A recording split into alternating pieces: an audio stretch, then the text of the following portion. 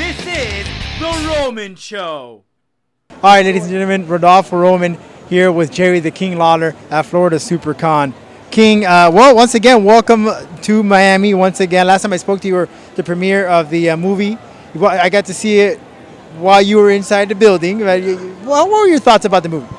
That was the first time, of course, when I came down to Florida and did the actual shooting and filming of the movie. I was only here for like one day, and my scenes were done really quickly. So to see the finished version of it and everything, and how it was all edited together, I was amused. I thought it was kind of a funny movie, and my part at the end. But then I guess what was going through my mind when I actually saw it there on the big screen was knowing that part of the things that went on behind the scene, like the villain in the movie turned out to be a female that was a girl's mom, which was kind of unusual in a slasher movie, and I think it was sort of like Carrie, that sort of thing. And so then at the end of the movie was I got to do in the villain with a pile driver.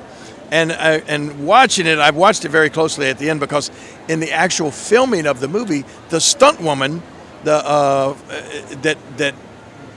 played that part, she got set on fire 4 times. She got doused with gasoline, running around, flamed up and everything. And then when we went to practice the pile driver on a mat, I just sat back real easy with her, and she got up and went, "Oh no, I can't take that." So the actual movie that you see when I did the pile driver, it's a mannequin. So I wanted to watch it very closely and see if you could tell that it was actually pile driving a mannequin in that movie. Well, it looked believable. Huh? It looked believable. It did look believable. You could hear a cracking of the neck and all that sort of stuff. So it was fun. And you know what the greatest pleasure was? To have you at the premiere. I was actually sitting next to Sal from the Howard Stern show. Exactly. I was waiting for Beetlejuice, but he never got to make it. No, well, Beetlejuice got his head cut off in the movie, and that was, it wasn't a stunt. They didn't use the stunt. It was just that was miraculously he came back alive though. When? Yeah, he's somewhere. I saw him on the Howard Stern show. King, well, you look great in shape. Not too long ago, you had your issue. When I heard the news, it hits close to home. My father had a heart transplant, so I know all about that. Yeah. But you look great. What are some of the changes in your diets? Are you exercising? What are you doing? No changes, none whatsoever. I do the exact same thing I was doing before. It wasn't necessarily. I had an SCA, sudden cardiac arrest, which is different a lot of times from a heart attack or clogged arteries or blockages and that sort of stuff. Unfortunately, though, one person every 90 seconds somewhere around the country, just their heart for some reason or other just stops. And, if you're not somewhere where you can get the defibrillator on it real quick, get the paddles on it, your history, Fortunately for me, when mine stopped, I was right ringside in Montreal, Canada, which, by the way, I got to go back there this Monday. Fortunately, the doctors were there, the paramedics. They did CPR on me for 20 minutes. My heart didn't beat for 20 minutes. They did the CPR until finally they had the paddles, shocked me like 7 times. And the weird thing was, it was like there was no feeling to it at all. I had no warning. I didn't feel bad. I didn't arm tingling and nothing. I'm just sitting there looking up at the match, looking at Kane and Daniel Bryan wrestling, and like I blinked my eyes, and when I opened them again, my girlfriend was at my bedside. I had a ventilator down my throat, and it was 2 days later. So it was that quick and that painless. I mean, and then once I came out and once I woke up, I was just back to normal. One thing that was just beautiful is how the world, I would say, it came together on social media. They made T-shirts. And that in itself must have been great joy for you. Well, it was awesome. In retrospect, I look back and I have no clue about how it all went about. I mean, really, when you look at it, I was dead.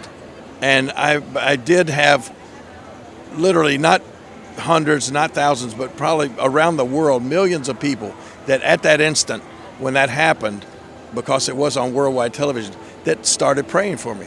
And so, I've just really thought since then that, hey, who's to say it wasn't the power of prayer? Who's to say that didn't,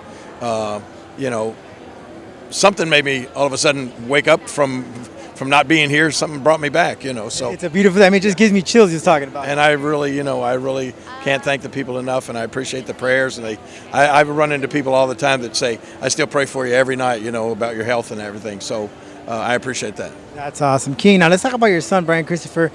He came out with Scotty Too Hottie, and they came out. Well, they were NXT. They wrestled a couple of times. But what were your thoughts on him and his stint in wrestling? Like recently when he and Scotty teamed up and we're on NXT, I was really happy for him. And Brian and Scotty are doing quite a few appearances around the country. You know, there's so much wrestling going on all over the place, independent shows around the country, and Scotty and Brian and Rikishi are doing all. I mean, you know, they're busy all week, every single week, doing some wrestling somewhere. So, you know, it's like he's not on the WWE TV, except of course he was on the NXT, and he's available at any time. They might bring him back, who knows? But you know, he's staying real busy, which is good. Some of your favorite talent right now. We got Roman Reigns you're pushing. You got Seth Rollins, Dean Ambrose. This Monday was just, I mean, one of the best Raws in a while that we've seen. What are your thoughts about the talents coming up right now? It's exciting. You know,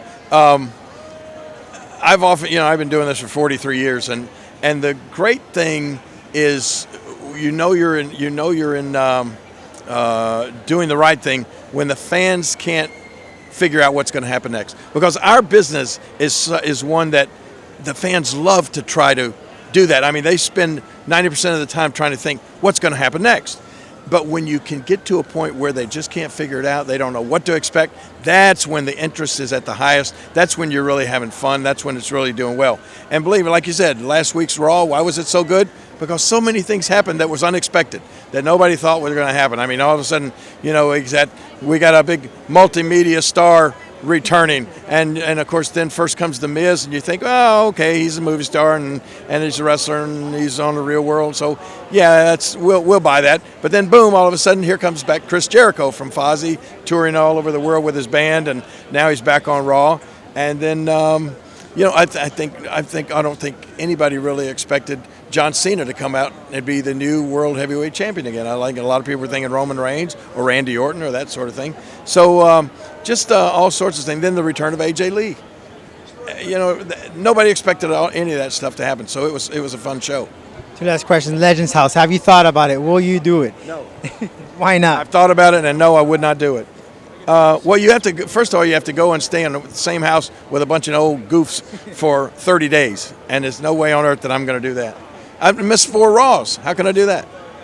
Were Hacksaw and Tony Ellis, were they friends during you did the reunion afterwards? Were they all pretty cool, or did you feel some of the heat there between them two? No, there's real tension there between all of them. They just hide it. Some of them hide it better than others on camera. I think during that 30 days, everybody thought that those guys would like bond and bring together and become closer friends. I think that at the end of the 30 days, they all despised each other. It was like I talked to Pat Patterson still. I see Pat just about every Monday at Raw, and he talks about, you know, he'll have a different story every week about something bad that happened during that show. You know, he did not enjoy it at all. Now, one last question. You used to run a promotion, I believe, in Tennessee, if I'm correct, a while ago. Are we going to get to see that in the network?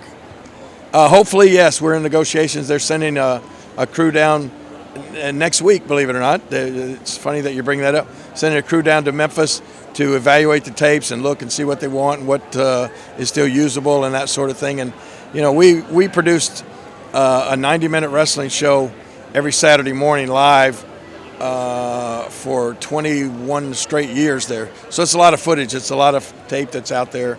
And hopefully we will one of these days have it on the WWE Network, because, you know, Memphis Wrestling was, I mean, so many of the stars that you've seen over the years in the WWE either started or came through Memphis Wrestling at one time. So there's some great footage there.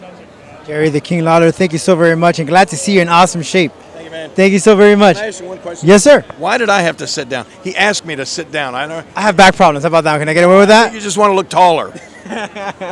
Jerry the King Lawler. Okay? But by the way, you've had many memories here in Miami. One that always come to mind, or ones that just will never escape your mind? In Miami? In Miami. And we're just, yeah. Well, wrestling-wise. Oh, goodness. You know, I remember a long time before, way before your time, when Eddie Graham promoted the wrestling here in throughout the state of Florida. I had an empty arena match with Terry Funk up at the Mid-South Coliseum in Memphis, Tennessee, and where nobody showed up.